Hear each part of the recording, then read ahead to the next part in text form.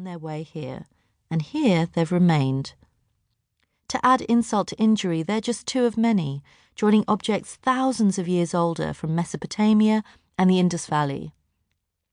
No single item in the museum is more important than the museum itself. All these jewels, brought together like this, have an obvious tale to tell, one constructed to remind us of Britain's place in the world. It's a testament to the audacity of power. And this is why I'm at the museum once again. When I set out to write this book, I wanted to understand the biological facts around race. What does modern scientific evidence really tell us about human variation, and what do our differences mean? I read the genetic and medical literature. I investigated the history of the scientific ideas. I interviewed some of the leading researchers in their fields. What became clear was that biology can't answer this question, at least not fully.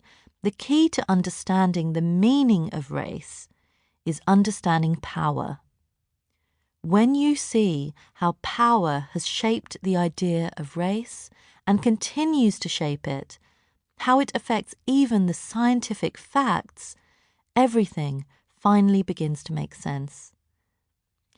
It was not long after the British Museum was founded that European scientists began to define what we now think of as race. In 1795, in the third edition of On the Natural Varieties of Mankind, German doctor Johann Friedrich Blumenbach described 5 human types: Caucasians, Mongolians, Ethiopians, Americans, and Malays, elevating Caucasians, his own race, to the status of most beautiful of them all.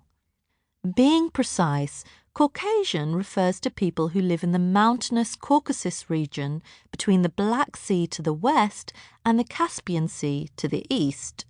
But under Blumenbach's sweeping definition, it encompassed everyone from Europe to India to North Africa. It was hardly scientific, even by the standards of his time, but his vague human taxonomy would nevertheless have lasting consequences. Caucasian is a polite word we still use today to describe white people of European descent. The moment we were sifted into biological groups, placed in our respective galleries, was the beginning of the madness. Race feels so real and tangible now. We imagine that we know what we are, having forgotten that racial classification was always quite arbitrary.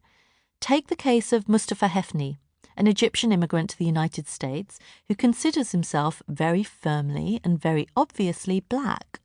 According to the rules laid out by the US government in its 1997 Office of Management and Budget Standards on Race and Ethnicity, people who originate in Europe, the Middle East, and North Africa are officially classified as white, in the same way that Blumenbach would have categorized Hefni as Caucasian.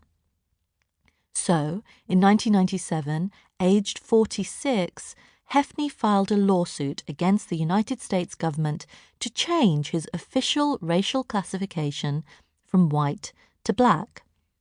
He points to his skin, which is darker than that of some self-identified black Americans. He points to his hair, which is black and curlier than that of some black Americans. To an everyday observer, he's a black man, yet the authorities insist that he is white. His predicament still hasn't been resolved. Hefni isn't alone. Much of the world's population falls through some crack or another when it comes to defining race. What we are, this hard measure of identity, so deep that it's woven into our skin and hair, a quality nobody can change, is harder to pin down than we think. My parents are from India, which means I'm variously described as Indian, Asian, or simply brown. But when I grew up in southeast London in the 1990s, those of us who weren't white would often be categorized politically as black. The National Union of Journalists still considers me a black member.